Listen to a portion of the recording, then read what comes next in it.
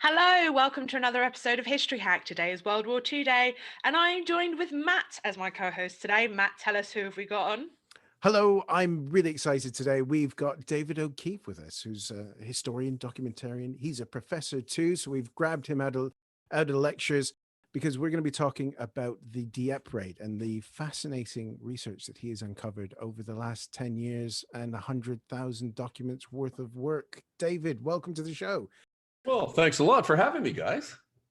Yeah, so we're really going to dig into this a little bit because I've got your book One Day in August sitting on my desk and I devoured that during lockdown. You've come up with some very, very fascinating insights for us as Canadians, actually gives Dieppe a bit of meaning.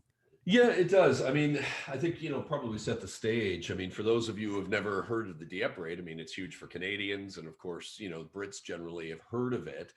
But for those of you who may be around the world, the Dieppe raid was one of the largest raids put on, amphibious operations and raids put on by British combined operations during the Second World War. And it encompassed a full Canadian, well, almost a full Canadian division, the Second Canadian Division, plus some Army commandos. And at the core of it were the Royal Marine Commando, which were there right from the inception of the raid. And of course, one of the reasons why we're still talking about it today is because on August 19th, 1942, that one day in August, they suffered close to 70% total casualties of the raiding force.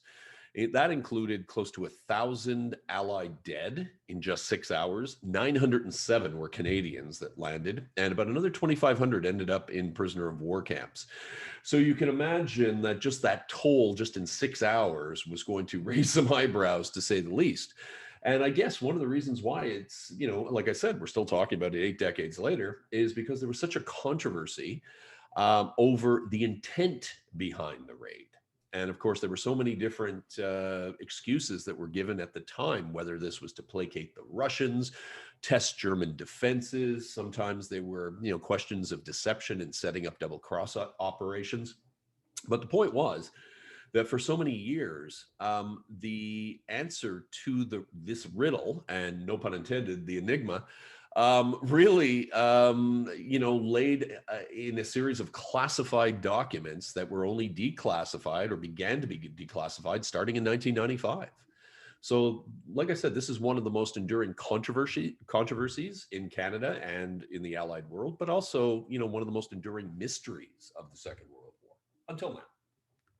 So let's start off with the raid itself. High casualty rates, some quite famous names in charge of it. One in particular. So Mhm. who was behind it? If we start with the raid itself, we can get to what you Yeah, found in a moment because I think sure. understanding what happened on those beaches is going to be important for the rest of it. Exactly. The idea was it was planned under the auspices of Lord Louis Mountbatten's Combined Operations Headquarters. Now, Combined Operations Headquarters had started in 1940. They pulled off raids in the Lofoten Islands. They pulled off the famous raid at Saint Nazaire. There was another one that was aborted at Beale. And when Lord Louis Mountbatten took over the reins of Combined Operations in fall of 1941, he was much more of an aggressive character than his predecessor, Keyes. And so as a result, there was a much more aggressive tone that was going on when it came to his planning for the operation. So the whole thing was done under his command. And originally it was carved out that the Royal Marine Commandos were going to play the central part. They were there in the outline planning. And then when it came to actually fill out the rest of the operation, he wanted the entire Royal Marine Division to carry it out, but politics got in the way. Canadians had not been involved, with the exception of maybe Hong Kong at this point, which was sadly a very sad and disastrous chapter. For 2.5 weeks, they ended up basically retreating against all odds in the Japanese and surrendering on Christmas Day of 1941. So the Canadians were chomping at the bit. And of course, the Canadians had developed a pretty good reputation coming out of World War I as the shock army of the British Empire. And so as a result, the Canadians government started putting pressure on Churchill to allow them to do something. And sure enough, when it came down to, filling out the roster, if you will, that was to take part in the raid on Dieppe, the Canadians were tapped on the shoulder and they were more than willing to go. And that's where the Canadian nature of this operation, which in reality is a combined operations operation, a British organization, really, I should say inter-allied. So that's basically where Canada enters into this. But it all comes down to Lord Louis Mountbatten as the overall commander. And I think it's his position, which I've always found fascinating, and I think most people now just think of him as that guy in The Crown. Yeah, but exactly. He had an interesting career leading up to taking over at Combined Ops. Yeah, he did. I mean, he was always a very polemic kind of character. I mean, he was, royal bloodlines. Some people considered him the upper class twit of the year. Others thought there was much more to Dickie Mountbatten. And of course, he rose very quickly. He was a captain of the HMS Kelly, which unfortunately was sunk off of Crete. And then he was being promoted very quickly up through the ranks, even to the point where finally Churchill turned to him and appointed him as the commander of Combined Operations Headquarters, but also made him a member of the Chiefs of Staff. I mean, this is somebody who in 1941 and 42, his star was rising like a rocket. I mean, there was no doubt about it. And so without a doubt, I mean, he was, as billed, extremely vainglorious, without a doubt. He was very much of an empire builder. But there was more to him when it came to the kind of operations, what we would later call pinch operations, that Combined Operations was carrying out. One of the big claims to fame of Mountbatten in a genuine sense in his naval career was that he wrote the signals intelligence plan for the Mediterranean fleet, which a lot of people don't realize, that he was much more of a technocrat than anybody had ever realized. And he was nowhere near, despite his vainglorious attitude, nowhere near the upper class twit of the year that a lot of people just kind of fobbed him off as being. So there's much more to Dickie Mountbatten. And of course, he had a penchant for empire building. And part of what he was trying to do at Combined Operations was indeed that, build his own personal empire by creating a force, a raiding force, that could get their hands on any type of material that that would please the political masters, if you will. I want to know more about the pinch doctrine because you've just mentioned it moments ago. Yeah. Can you tell us more about it? Well, this is something that remained classified until 2013. The idea was, and you've got to go back, the idea is that they're putting, the British Navy in particular, are going to put on operations in conjunction with Combined Operations to support the code-breaking effort at Bletchley Park. This is something that they started in 1940. They were looking for a way of breaking into what was called the three-rotor naval Enigma. This is probably something that you saw very famously in The Imitation Game. So basically, you have characters like Alan Turing and Dilly Knox who are working on this problem.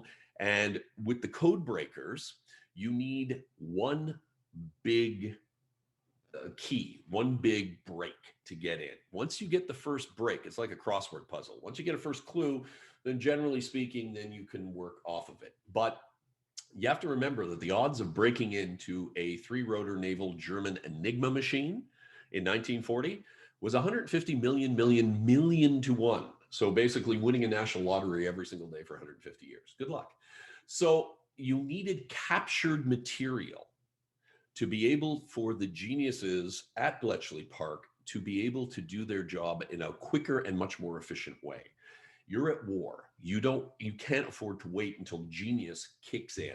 You have to speed up the process, which meant you needed to get your hands on captured material, whether that meant the machine as it was set up, or more importantly, all the cipher aids. In other words, kind of like the instruction manual for a video game. You need to be able to understand how it all works for it to come about. Well, the British did this. And when they developed Combined Operations, they created what was called a pinch doctrine. Pinch being the British slang term for stealing or capturing. And so the idea was that there were three types. There was a pinch by chance, which meant in the middle of an operation, you stumble across something that looks like a typewriter or associated with this Enigma machine, and therefore you pick it up. There was also pinch by opportunity, which was, look, there's an operation that's already on, and it's going to bring you into contact with either a naval headquarters or the kind of ships where you expect to capture this. Be ready. And then there was a third type called pinch by design, which was, we have a problem, create an operation and go solve it. And so this is essentially where Dieppe is born. Dieppe then comes at the end of this process that starts in 1940 and starts to mature, if you will, into 1941, where combined operations and naval intelligence are now working hand in glove because they have a problem. Naval intelligence needs to solve this problem because they're getting hammered in the war at sea, and signals intelligence is key to defeating the German U-boats. And they need to support, they need to support Bletchley Park. And then you have a very ambitious commander like Lord Louis Mountbatten, who understands what this means to the war effort, but also understands what this means to his burgeoning empire.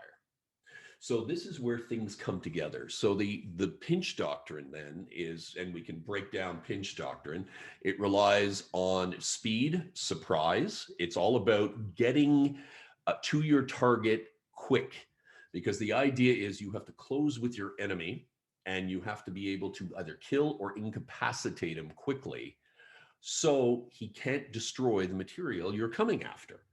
And then when you do, you have to figure out not only a way of infiltrating, but you have to figure out a way of exfiltrating, in other words, getting the material out, and even more important, to cover it up. So in other words, one of the reasons why combined operations was the perfect vehicle for this was because they could dress up their raids to appear to be anything. And the interesting part is when you take a look at all the raids that they put on in 1941 and 42, they all have pinch elements, whether by design or by opportunity, all of them. So they became, and they were the only vehicle available to the British to be able at this time, when the British are on the retreat everywhere, to be able to take offensive action against the enemy, which is going to bring the kind of material that the codebreakers need into their hands. So this was an incredibly much more complex kind of organization, much more, sharper edge or cutting edge than we ever expected. And all this was classified until 2013. This was something we didn't really know about. We knew that, they had made captures here and there, but it was always sort of portrayed as being incidental, that these were just kind of accidental and incidental, but that wasn't the case. Bletchley Park would tell naval intelligence what they needed. Naval intelligence would find the targets, and then they would turn it over to combined operations to execute the missions. And so that's essentially where we get the origins of the Dieppe raid. I'm curious to know, have there been any successful pinch raids before Dieppe? Yes, as a matter of fact, there were several. The first one where they proved this concept could work was in the Lofoten Islands. They went there in March in 1941, and they were able to capture material that led to the first break into the three-rotor Enigma. And then they put on a series of other raids, but in a different form. Instead of amphibious operations that landed on an island and hit German naval headquarters, or ships that were corralled in a harbor, they put on a whole series, almost 20 smaller operations where they targeted German trawlers, German weather trawlers that carried Enigma-related material out in the North Atlantic. But the problem was that the British, after their first big break, thanks to the first Lofoten pinch, started to get a little greedy, and they started to push the envelope. And suddenly the Germans realized in the summer of 1941, hey, wait a second, we're losing weather trawlers like crazy and support ships. Like, what's going on here? And so not everybody was thoroughly convinced in the German high command that the three-rotor naval Enigma had been breached. But Karl Donitz was, and Donitz, of course, was the head of the German U-boats. And the Germans had already decided earlier that they were going to create a new version of the Enigma, a more improved one called a four-rotor. So in other words, you add another rotor, or in this case, a half-rotor. And so and get this, those 150 million to 1 odds now jump, when you introduce the new machine, to, and I had to look this up being a historian, I didn't know numbers went this high, 92 septillion to 1. All right? So million, billion, trillion, quadrillion, quintillion, sectillion, septillion. How many zeros is that? A lot. There's a lot. Well, the thing is, I saw it actually written out in the document And I looked at it and I was, okay, I've never seen anything this long. So I had to figure out what it was, but it came down to 92 septillion. So you can imagine the importance of captured material that will give you that one break that then will allow the geniuses at Bletchley Park to not only break into the Enigma enciphered material, but then create processes to sustain that break. And that's really what the key is. But you got to get in the door once. You got to be able to get in. And so that's one of the reasons why they created the pinch operation. So not only do you have the success in early 1941, but the British decide to go back to the Lofotens at the end of 1941 in December, because now they know the four-rotor is on the way and they're trying to get their hands on a four-rotor. And even though they don't succeed in getting the four-rotor, they do get a whole bunch more on the three-rotor. So, the Germans are still in the process of being kind of wishy-washy. Do we sacrifice all these three rotors and then, embark on a major overhaul of our communications and encipherment network, which is extremely expensive?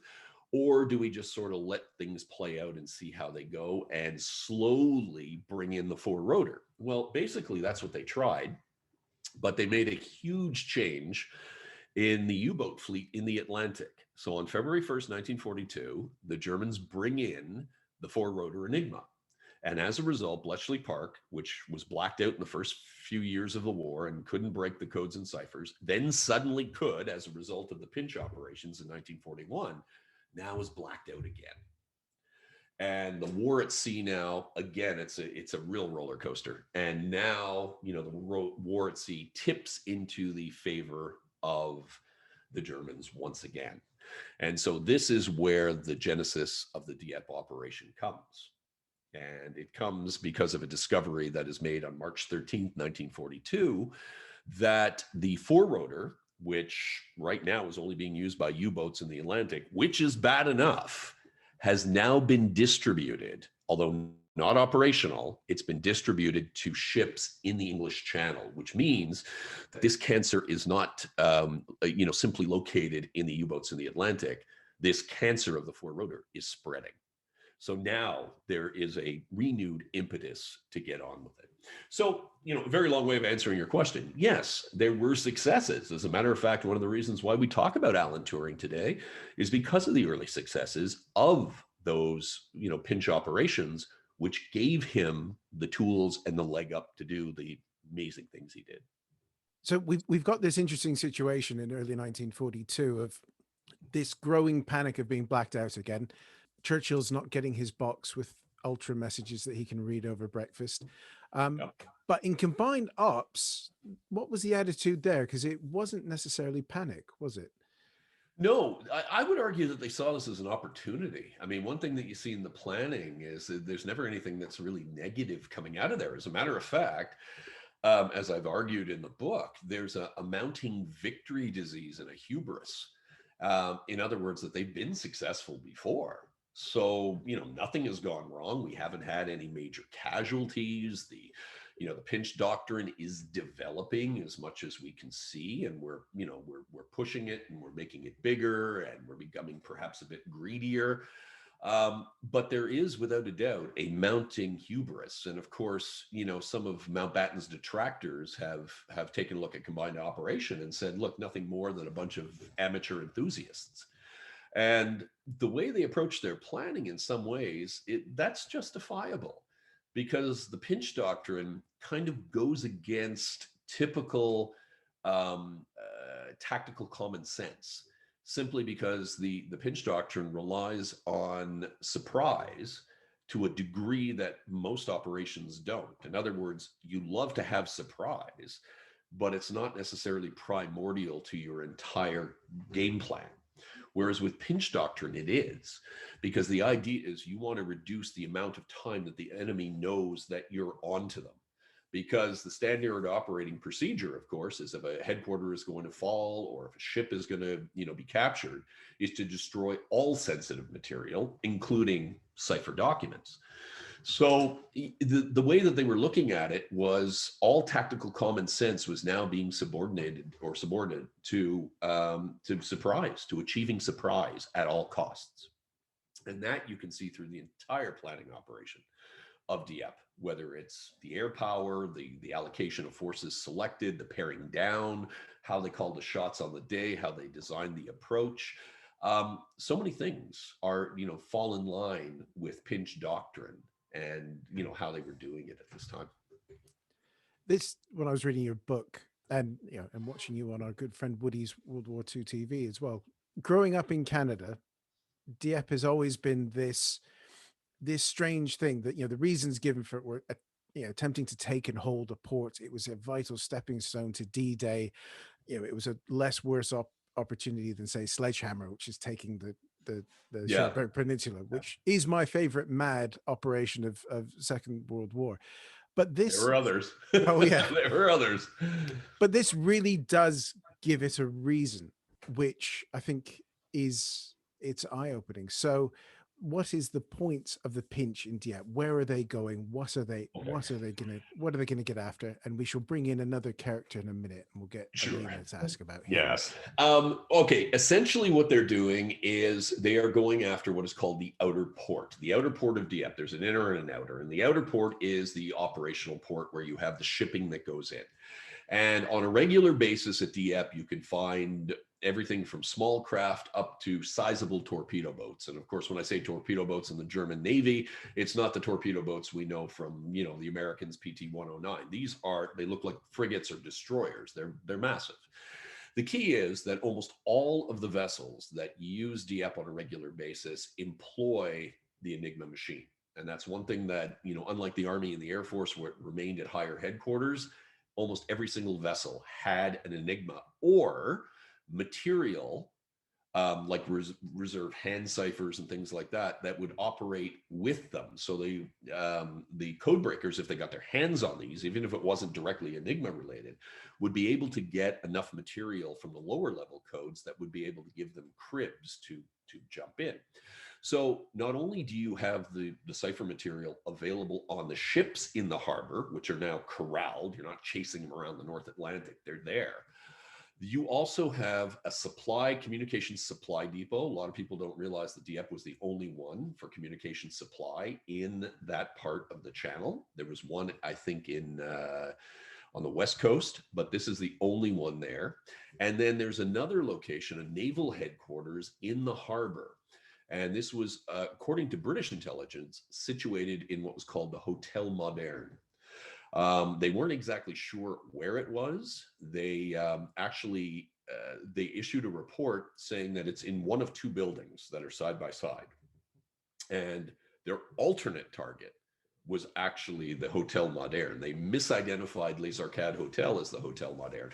But in their assessment, they said, don't worry, if it's not this one, it'll be 30 feet across the street. So they decided that these were essentially the main targets. So the ships in the harbor, the supply depot, and of course the what they suspected was naval headquarters situated in the Hotel Moderne. The idea being, you get in, you are able to not only grab material on the ships that would give you an idea of how the Enigma was going to be used for the current month and maybe the next month, because all the cipher tables were issued every month, kind of like getting new instructions every month for a video game on how to play it. Well, this would be the same thing. And they usually stock the current month and the upcoming month. But the key was the supply and the headquarters facilities. They were considered to be the gold mine, because usually what happened was when the cipher tables were printed, they were then distributed for months on end to supply and headquarters facilities where they were stockpiled and then distributed monthly. So the idea was that you're coming in with series of layers for pinch targets. You can get the stuff that will be of immediate use on the ships that are in the port. And then if you can successfully get into naval headquarters or the supply depot, get the material, get out and cover it up, then you may have literally the gold mine. You will have enough material that will allow you to break into Enigma for months on end down the line. But more importantly, and I mentioned this before, give the code breakers at Bletchley the material to develop the intellectual approach and processes that would, kind of wean them off the need for captured material. and they'd be able to create things like the world's first computer, which eventually they did, although that was not for Enigma, that was a different purpose. But, things like what the Polish call the bomba. They were the ones that came up with this idea of creating an electrical mechanical machine. Turing essentially takes it from them and creates his own. And that was used to try to break the Enigma. In other words, an electrical mechanical counting machine. But to speed that up, you would have to use captured material. So, you could see from their perspective the potential gold mine that something like Dieppe, a port like Dieppe had to offer. And it was confined. It was small. Nobody could run away. And that was one of the keys with the Pinch Doctrine. They like to raid shore facilities because naval shore facilities weren't mobile, unlike Army and Air Force, which could move at a heartbeat. You were stuck with the naval situation. So that's what Dieppe has to offer in the port. Matt, if I say to you, James Bond, what would you say to me? They haven't made a good Bond movie in ages. But in the context of Dieppe, it's his creator, Ian Fleming, who's always been this weird peripheral character in the stories of Dieppe. But when we add Pinch Doctrine to this, he starts coming front and center, doesn't he? Oh, does he ever? And that's the key. And you have to realize that when I made my first discovery back in 1995, it was one of the brand new, formerly ultra classified documents that was released in 1995. And it was a potted history of Fleming's creation, which was the Naval Intelligence Assault Unit, which would go on to be 30 Commando or 30th Assault Unit. And that's how my whole journey started, because I got this 4-page report and I thought, wow, this is fascinating, and I'll read it. And then, I'm going through it because I was doing some stuff for the Navy, Royal Canadian Navy here on ultra and signals intelligence. And in the 4th paragraph, here's this throwaway line: the party at Dieppe did not reach its target. And I thought, oh my God, in the entire historiography of Dieppe, we didn't know that there was anything connected with Ultra, let alone Enigma. And, it shows what they were going after. They were going after anything and everything to do with the four-rotor at this time, the four-rotor Enigma machine. And right there in a quick little throwaway line, it was very simple. It was just, there's the first connection that we have to one of the greatest secrets of the Second World War and to Dieppe. And it's a hard, direct connection. And then later on in the same document, there was another one which was shocking. And at first I balked and I thought, no, this isn't possible. And they said no operation for pinch purposes should ever be laid on unless it's big enough to presuppose normal operational objects or objectives. And I'm thinking, wait a second here. Am I reading what I'm really reading here? In other words, that they would actually put on a large scale operation for something like this. In other words, to blind the enemy. Well, that's exactly what they were doing, as ridiculous as that sounds, in hindsight. And as you mentioned, the man who was responsible for creating this intelligence assault unit, and he was instrumental in developing Pinch Doctrine, was Ian Fleming, the creator of, later on, the creator of James Bond. And, you can imagine it, as soon as I realized that Fleming was attached to it, I thought, oh my God, what minefield did I just step into? Because, there's so much BS out there about Ian Fleming and his role during the war. And so the first thing that I had to do in this book was really come to terms with who the legitimate Ian Fleming was circa 1939 to 42. And so it took a while because most of the stuff that Fleming did was highly classified. He was not James Bond. He was not out in the field per se. But I noticed that there was a trend amongst not so much, well, the British government perhaps, but some historians who are known to be mouthpieces, unofficial mouthpieces for British intelligence, was that they were going out of their way to dampen and poo-poo anything that Fleming had done during the war. And I thought, well, wait a second here, he's such a polarized character. And I said, I had to get down to the heart of the matter. And I did. And I spent, my entire, I think it's 2nd chapter in the book is devoted to him to figure out what his real role is. But so essentially, he was not James Bond, but he's not a faceless bureaucrat either. As a matter of fact, he was the personal assistant to the Director of Naval Intelligence, Admiral John Godfrey. And Admiral John Godfrey, like like Mountbatten, was an empire builder. Not happy that naval intelligence did not have control over all the intelligence, spectrum as it did in World War I. It had given up stuff to MI5 and MI6 and GCHQ or GCCS at the time. And he was interested in getting stuff back. But what he liked about Fleming was not regular Navy. He was he was a stockbroker. He was a journalist. Some have suggested he was working for Secret Intelligence, MI6 before. That's never been proven. But he had a very creative Machiavellian mind. And he ended up taking on a role of essentially high-powered liaison officer, is probably about the best way of putting it, where he had an incredible amount of portfolios. So he dealt with, for instance, MI5, MI6, Bletchley Park on a regular basis.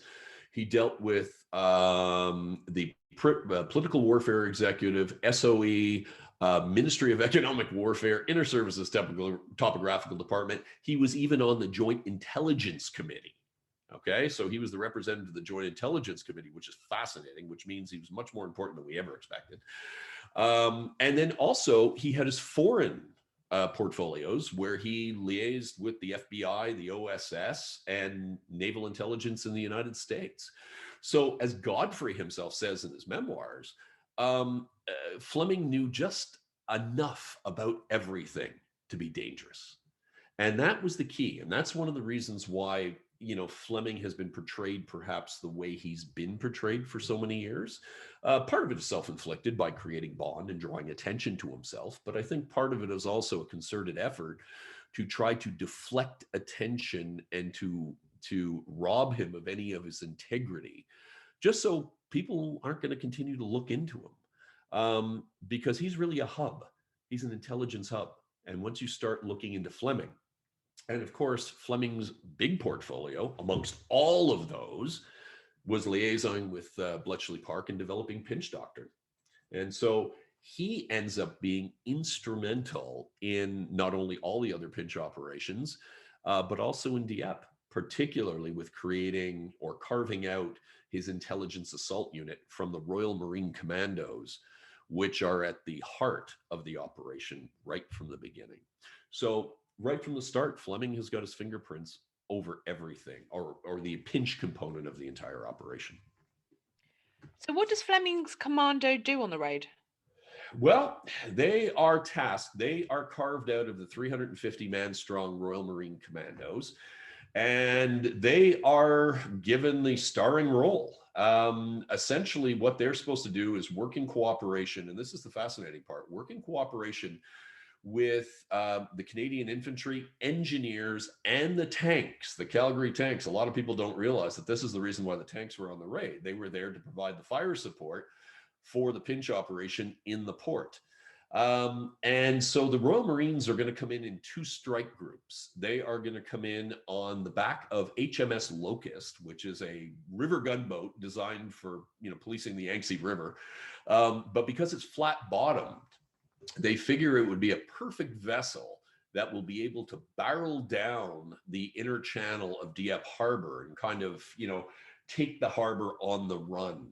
Of course, it's bristling with weapons. It's got 4-inch guns, and the Royal Marines. There's 150 Royal Marines on the top of it, on its deck, all armed to the teeth. They've retrofitted their mortars on top.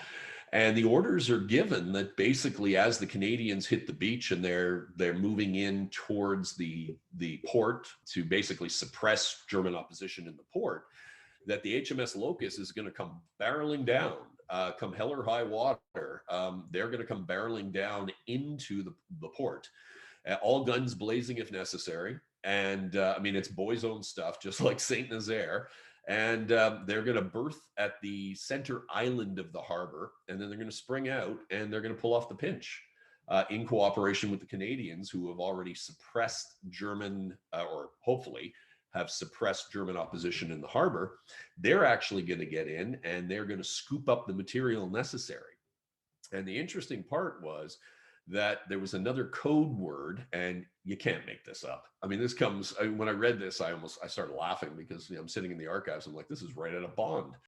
There was a special code word and a special set of instructions given to everyone in the Dieppe raid, that if any Royal Marine officer or NCO uses the code name bullion, okay, you can't make that up, bullion, they are to be given instant passage out of the harbor by any means necessary, regardless of what is happening in the raid at that time.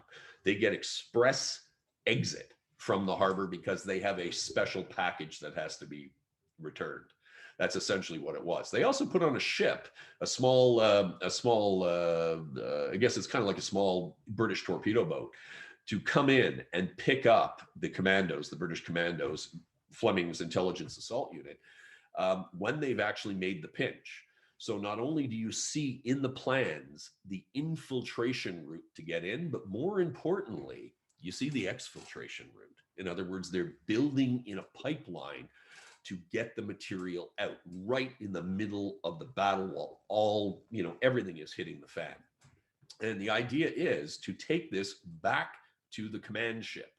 There's two command ships, and the backup command ship, because on the backup command ship, for one of the only times in his career, there's Ian Fleming waiting for the material.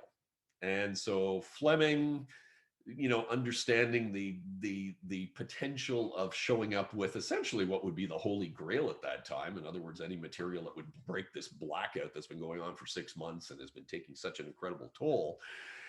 If anybody could bring that back, that is going to sit well with the Prime Minister and the Chiefs of Staff. And, if you're interested in empire building, oh boy, there's a pillar for you.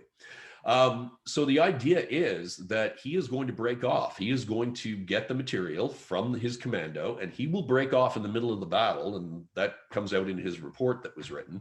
And he's going to go directly to the nearest British port. Doesn't matter which one it is, just the most direct way to get there the quickest. So essentially, at the end of the day, not only is Fleming right there from the inception of the raid in the pinch, but he also positions himself as the anchor man of the relay to get it home. So as you can see, there is much more from a legitimate perspective about Ian Fleming in connection with the Dieppe raid than we ever expected before. So when we start looking at the attack itself and we throw in the pinch, HMS Locust, it does actually start to make the tactics make a little bit more sense, because you would think taking a port, you'd want to take the flanks and then work your way around it. But it is a frontal assault on a port that's surrounded by cliffs that have lots and lots and lots of guns in them. Yes, exactly. I mean, it's not the most inviting thing, without a doubt. I mean, if you've ever been there, and I'm sure you have, and you've stood off and you look up at the cliffs and you go, what the hell were they thinking? And you're right. I mean, there's a lot of things that have been, have been big mysteries. Why wasn't there a battleship? Why wasn't there a cruiser? Well, very simply, they didn't want any kind of vessel that was involved in the operation that would draw the attention of German intelligence. So for instance, originally, when they were planning it, they considered bringing in what were called Eagle ships. These were anti-aircraft vessels that usually patrolled the Thames estuary. And they wanted to have them come in because they thought they could be useful with, getting into the port, getting out.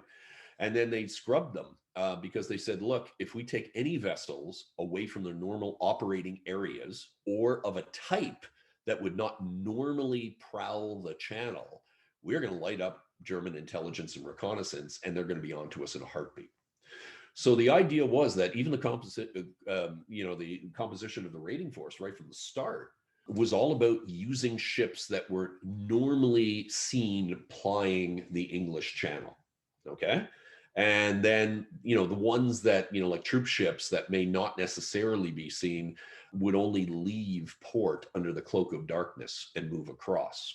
Bombing. Another one of the big reasons, there was a lot of criticism. Well, why didn't you use heavy bombers and just, obliterate, the town? Well, part of this has to do with the intricacies of the plan, which called for the tanks, as I mentioned before, to land on the beach, get off the beach, go across the promenade, and get through the tiny little streets of the town with the help to get into the port. And if you see Dieppe, you will notice there's a beach, a promenade, there's a built-up area, and then it gets into the port. And you have to be able to get your tanks through these tiny little streets. All these streets are roadblocked. So you have engineers which are going to work with the tanks to blow these roadblocks. Problem is, if you start bringing in heavy bombers that are not accurate, you are going to do a lot of damage to Dieppe, which includes rubbling the streets that you're trying to get through. So in other words, you're going to create your own roadblocks. And also too, what they learned at Saint Nazaire was if you bring in heavy bombers or use airborne, like they originally thought they were going to do on the flanks, you're going to light up the German defenses and surprise is going to be gone. So you will notice that as the planning evolves, it is tightened and honed to then, bring out what Churchill would call all the essential features. And all the essential features are everything to do with the pinch. So that was one of the big things when I was doing this, was just to see how pinch doctrine and what actually happened with the planning and the execution matched up perfectly. Like everything just fell into place. There were no leaps of faith. There was no convenient cutting of corners. You could just see how it all works. And that's the amazing part. And, that's what I've attempted to bring across in the book. And I think I've been able to do it. So I'm sold. Going through it, your book very much focuses on the pinch and the research that you've done around that. The bits that you bring out as well, which I found fascinating as well, is that important reminder that the type of tanks that were used, they're Churchills, which are heavy infantry tanks. They're not, your good old fashioned tank that's there to blow up it's everything not in front tank. of it. Yeah, it's not tank on tank combat. I mean, this is infantry, infantry support. And the idea was that they were expecting to find ships in the harbor that were going to be crewed, manned, and filled with deck guns. And so the idea was not only do you use the firepower of the Locust, HMS Locust, but you also use the firepower of 18 tanks in the harbor, which is a considerable punch when you think about it. Particularly taking on, crews. And it's amazing to see that all of this is in the files. It's in the planning papers. It's all there. The problem is I think historians in the past have probably gone over it, but never understood the significance, because unless you know what trawlers have to offer, right, the ships in the port, and why it's so important about the Hotel Moderne, and if you don't know about Bletchley, none of this really makes sense. It looks very strange. But then when you figure out how, code breaking is done at this particular point, how signals intelligence is, the stakes, and the fact that there's a developing doctrine, oh my God, everything just falls into place. So also on the Dieppe raid, we've got, it'd be remiss of me not to mention the first major operations by the Typhoons, the Duxford Wing flying fighter cover, what it was originally designed for. But it's a day of firsts really for the air power over Dieppe, isn't it, David? Well, in many cases it is. I mean, the way they were working it into Dieppe was really not a question of obliteration. Like, in other words, if you brought in the heavy bombers to saturate the area. In this case, it really was a ground support, not in the sense of tank busting, but to time it and coordinate the air attack right when the first boots are about to hit. So the idea is, as I mentioned in the book, it's kind of like a 1942 version of shock and awe, that term that we would use today, where you use tactical air power. So in this case, you have cannon firing Hurricanes that are fulfilling that ground attack role, who are going to come in, they're going to strafe positions on the beach, strafe positions on the headlands, basically to create some sort of suppressive style of firepower, if you will. Just enough to be able to, blind and bewilder the German defenders and catch them off guard. And that's really what it was. So it wasn't a question of destructive firepower. But I mean, you're talking about your Typhoons, and the Typhoons were not, as far as I know, and you would know better than me. As far as I know, they were just flying standard covering air protection. In other words, cap at this time as normal fighters.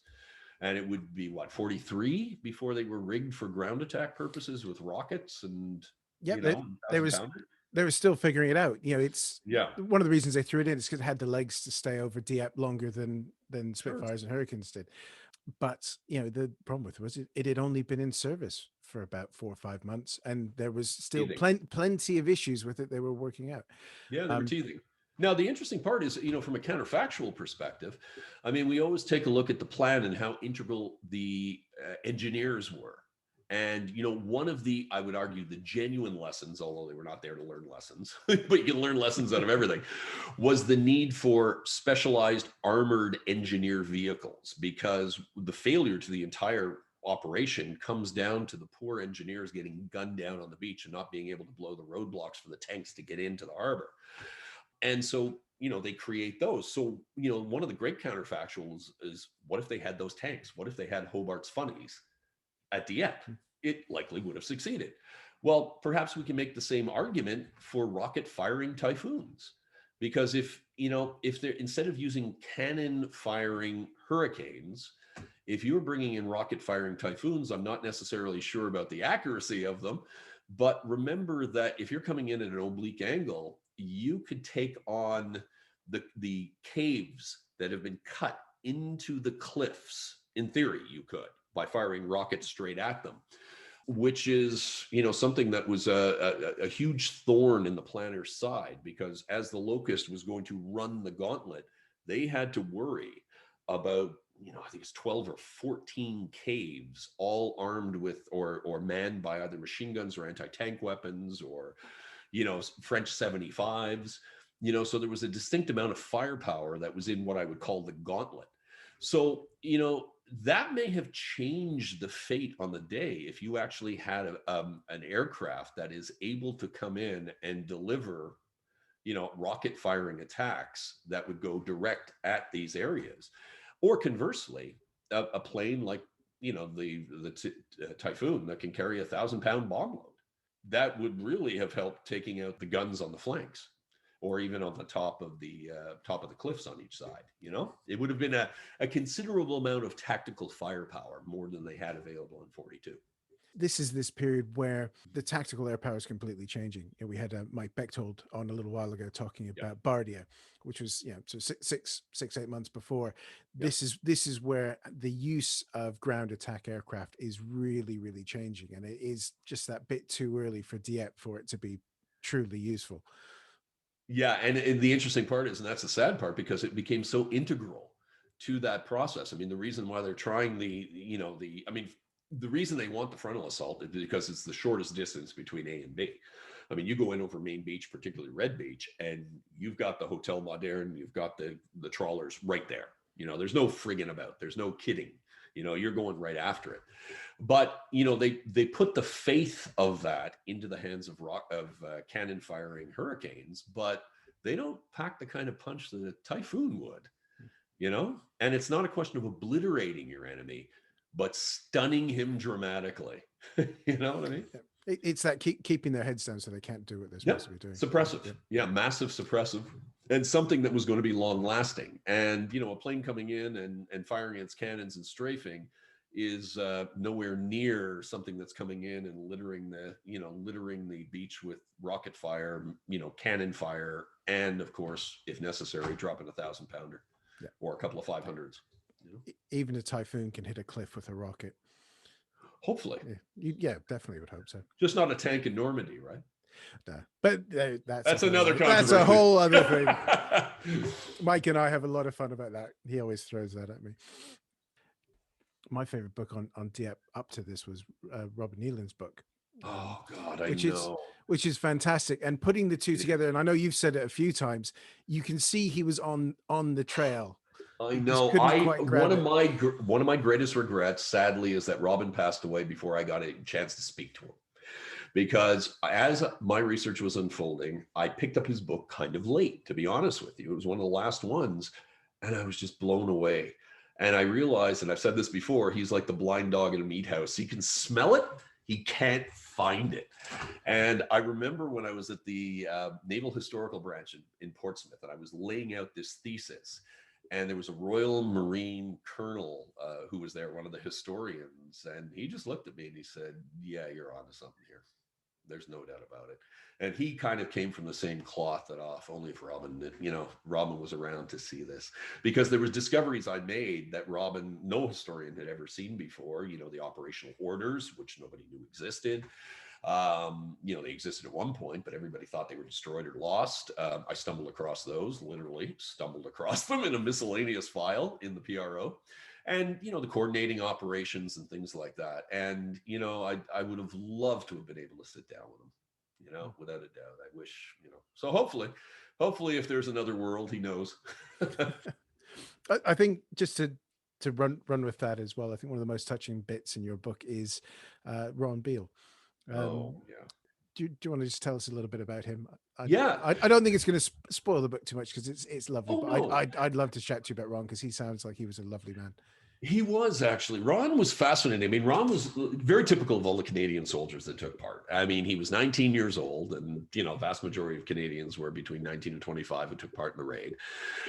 He had joined up 1939, 1940, raring to get at him, as he would say, and a lot of them. And after 2 years, they were kind of tired. They had arrived in England in 1940. They hadn't really done much except train, and you can only do that for so long. So they were quite excited when they went on this raid. It was absolutely amazing. And he was part of the Royal Regiment of Canada, which is from Toronto. And they were designated with landing outside of Dieppe, not on the main beach proper, but outside of the place called Puy, which would go down in history as Blue Beach. Well, by the time he got off his landing craft in the third wave, Blue Beach was now crimson with blood. And he ended up sprinting in under fire, passing what was left of his buddies on the beach and their body parts everywhere and men bobbing up in the surf. And he actually miraculously made it onto the beach and then quickly under the cliffs. And if you've ever been to Dieppe, you know that the cliffs they're like Dover, right? They're just incredible. He was able to tuck himself in with a handful of other men from the Royal Regiment under the cliffs, which was the only area on the beach that had a modicum of safety and shelter. Well, he sat there for a couple of hours watching what was left of his men, his buddies be ripped apart, by German machine gun fire, mortar fire, which was coming in. And then the Germans even above were, standing, 60, 70 feet above on a cliff, just dropping grenades down on them. That's how horrible it was. And then he was taken prisoner, and he spent the next 2.5 years in a prisoner of war camp. And then finally, December of 1944 comes, and he's marched halfway across Europe from Poland all the way into Western Germany during the forced march. And then he finally comes home. And the interesting part was, and I say this in the book, is the men who were taken at Dieppe, the 2nd Canadian Division, they were all from 2nd Canadian Division, was destroyed, completely destroyed, with the exception of a couple of units. And all these units rebuilt. So basically, when he comes home, you're supposed to walk into a mess, and a regiment is a family, and you're supposed to know people and know faces. He knew nobody when he got back, because these units had rebuilt. They had gone off, fought in Normandy, fought in Belgium, liberated France, liberated Belgium, liberated Holland, defeated Nazi Germany. They had the Band of Brothers stories from all their experiences. The Dieppe guys didn't. The Dieppe guys were, your war was 5 hours, and then you were in a prisoner of war camp. So a lot of times the Dieppe veterans felt like outliers. And so they created their own Dieppe Association, which is interesting, a Dieppe Veterans Association. And Ron was one of the past presidents. So here's a guy who had spent his entire adult life when he got back trying to come to terms with what Dieppe was all about. So he was on the roster of one of several Dieppe veterans that we were interviewing for a documentary, which we did on this, called Dieppe Uncovered, which viewed, I guess it was 2012, it debuted in Canada, well, around the world and the UK. And so we sat down and we interviewed him. And you can imagine it was the typical thing. Well, I'm not really sure why we were there. It's, I don't know why my friends died. It was, it was horrible. It was, so the typical interview. We finished the interview and we were leaving, and it was my production partner, Wayne Abbott, who said to me, he said, are you going to tell him? And I said, well, what do you mean? And he said, well, tell him about your research. You got to tell him. The man's 92. Tell him. And I said, well, come on, I'm a historian. Historians don't usually do this. We write a book and then it comes out in the book. And he said, look, he's 92. You got to tell him. He may not be around when the book comes out or the documentary. I said, okay, fine. So we did. And we sat down for an incredible 3 hours with him. It was the most 3.5 hours. And we took him through the best of the best. I mean, by this time I had gone 15 years of research, 150,000 pages of material. So we took him through the best of the best, what, we call the Gretzky files. So about 500 pages of stuff. And we just sat down and I said, here you go, and here you go, and here you go. And the amazing part was you could just see everything going clink, clink, clink, clink into place in his mind, because everything, as I mentioned, just made sense. And again, no leaps of faith, no convenient corners cut, just here you go, here you go, here you go. Here's the black and white evidence. Here are the operational orders. Here's the coordinating meeting. Here's what they were after. And so finally, he just said, I'm shocked. And then we thought, okay, would you be interested in, doing another interview? And he said, yeah. Let's roll.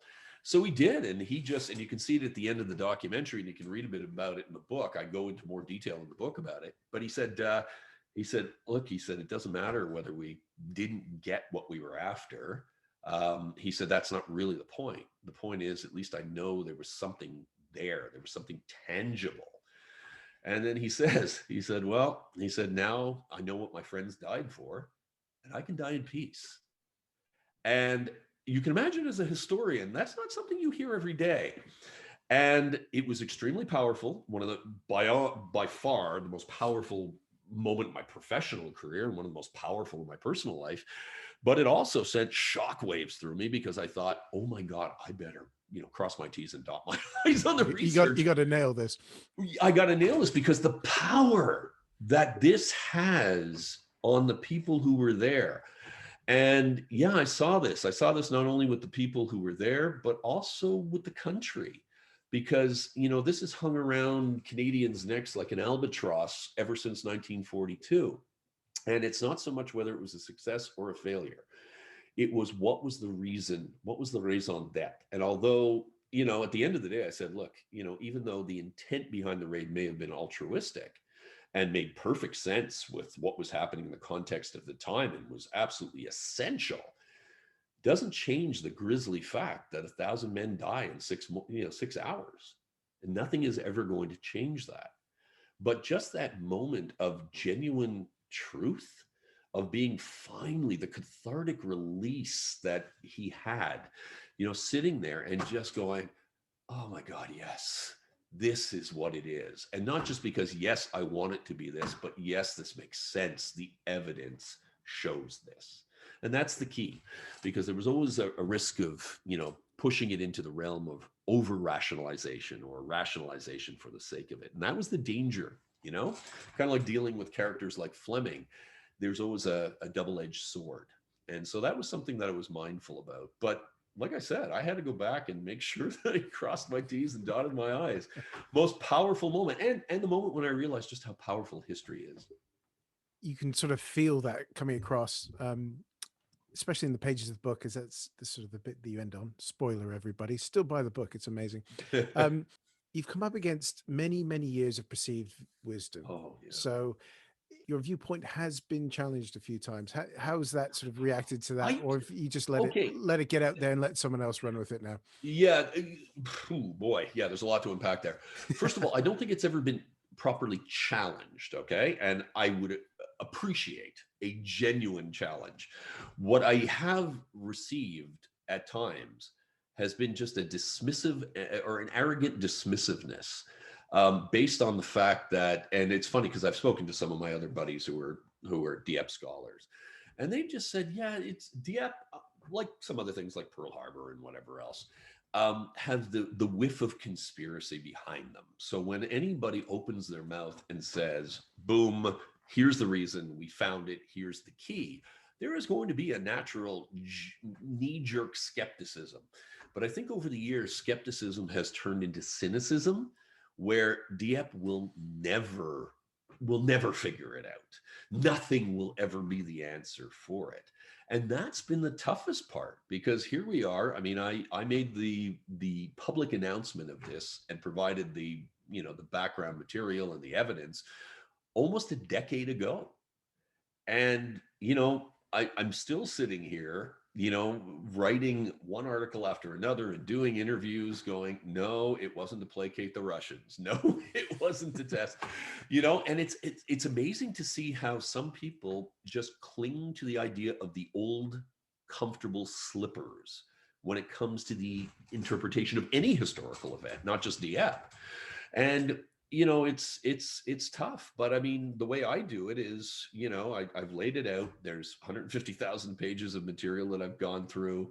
I let the evidence do the talking, and I guarantee you that if it was something else that would have been driving the raid, we'd be talking about that, because I'm not going to go through 15 years and 150,000 pages. Whatever it is, we're going to be talking about it if there's an answer. Unequivocally, this is the answer. So without a doubt, and kind of, touch on the second part of your question, I do mention this in the book. In other words, as much as I love Dieppe, I wouldn't mind just passing the torch. In other words, I think what the research has done is it closed so many of the old doors on Dieppe, but it's opened so many new ones, like looking into combined operations. In other words, my God, we've never really understood that combined operations was anything more than a PR stunt. Well, no, there's much more there, So that's just one big example. And it also raises bigger questions, more philosophical questions on history, the nature of revisionist history, and how we create myths and legends, and why we do, and why we're so comfortable, if you will, with talking about Dieppe in the way we do, when there is no evidence to support any of the contentions that we've had for all these years. That was the amazing part, because I had to go back and look at all the other possibilities and test them. And they don't hold water. And so, this is the problem. So I find that fascinating. And sometimes it gets frustrating, when people just automatically will shut down.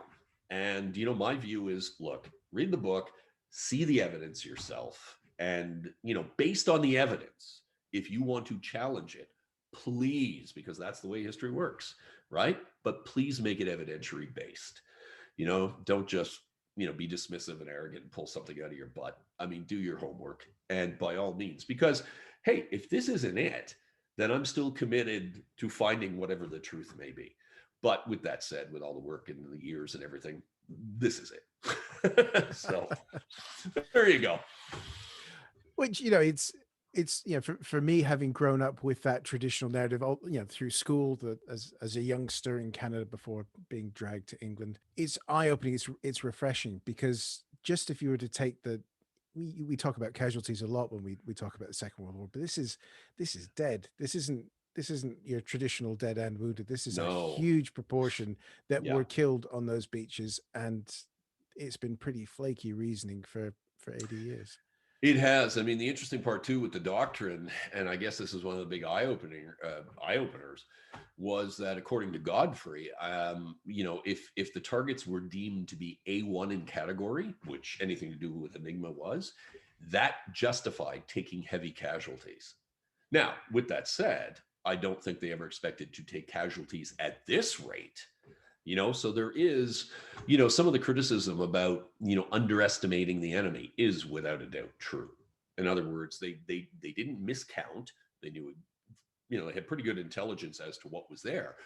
But, kind of like going into a soccer match in a European Cup event where you don't normally see the opponent, you don't know what you're getting into. You're relying on scouting reports. And those scouting reports may not necessarily be dialed in at the right level. So you get a huge shock when you realize that, the kids you're playing are not supposed to be that good, and they're wonderful. And, it's the same thing with the Germans. And even though they were considered to be, second tier, if you will, because they were on the west, on the Channel Coast, and they weren't fighting in Russia, it's still the German army of 1942. And to put it in Canadian terms, you may not have Wayne Gretzky, but you do have Mark Messier. So, and for those of you out there who don't know Mark Messier, he was a pretty damn good hockey player. Yeah, so there you go. I'm a Calgary Flames fan. We were happy when Gretzky left, but Messier was still there. I'm really sorry about that analogy then. Yeah, that's bringing up some demons deep down in my soul. Yes, I can imagine. Right, Dave, this has been fantastic. if you're allowed to say, what is your post Dieppe life doing now? Do we have anything we can Post-Dieppe refer to? life. Wow. Yeah, getting back to normal. Well, as a matter of fact, I had another book that just came out last year all about the Black Watch of Canada. And it's called 7 Days in Hell, and it's about truly a week in hell. It's their initiation in battle in Normandy in 1944, which I guess is a bit of a theme, leads up to another disaster in Canadian military history, which is second only to Dieppe, actually, which is Operation Spring in July of 1944. So I've been kind of doing the rounds with that as well. But I'm working on a new book, which I can tell you a little bit about it, but I can't tell you a lot because it is a mystery. Just give us that little teaser. Oh, I will. It's all about an Anglo-Canadian RAF Bomber Command crew that takes off on July 20th, 1944, apparently gets shot down over France, and then basically some members of the crew are dead, some members survive, and others fake their own death and reappear later. It's called Ooh. Missing Presumed Dead. Yeah, I can't even tell you what it's about, just simply because it'll give everything away. One thing it's safe to say, I have never come across, in all my years of experience in digging in archives, I have never come across anything like this in nonfiction and history. It's made for Netflix. I mean, it's a Netflix series. I mean, you take Jack Ryan, you take Bloodline, you put them all together, and you've got a war, and then add in a little bit of Bomber Command and World War II, and honestly, it is a story that just keeps on giving. So hopefully in 2022 we'll be sitting back talking about this. In which case, I'm going to stop this so I can ask you about it when the recording's finished. Right. Dave, thank you. The book is called One Day in August. It's out now. The new book on the Black Watch is 7 Days in Hell, which is fantastic. I've got it on the reading pile over there. Oh, great. So thank you so much for joining us. And, well, thank you for having me, guys. Appreciate it. And I'm probably going to drag you back to talk about a bit more Canadian military history, because between Alex and Alina, tend to be terribly Polish and terribly British, and let's face it. No, if you want to, be happy to any time. I mean, I'm like I said, I've been having fun with Woody. We just did one this morning, which will be out tomorrow, which is looking at the cover of my 7 Days book has an infamous stage photo of a sniper. And so we went into the origins of it, and it was great. It was a lot of fun. So yeah, but look, anytime. I mean, I'm here. We're not going anywhere. We're not going anywhere. Although I do have, I forgot to tell you, I do have a new documentary which is coming out right now. It's tentatively slated for May on History Channel in the United States. And it's not a complete departure at all, but it's a little different. I'm one of the lead investigator on the search for Flight 19. Which is, I'm not sure if you know this, but this was the flight of 5 torpedo bombers that took off from Fort Lauderdale, Florida, about 3 months after the end of the war, and just disappeared. And has led to conspiracy theory after conspiracy theory about alien abduction, about vortexes and the Bermuda Triangle. But we actually, this is the largest investigation ever conducted. And we had Rob Kraft, who was the expedition leader who found, the Lexington and the Yorktown and, the Japanese carriers from Midway. And he's done it incredible. He used Paul Allen's boat.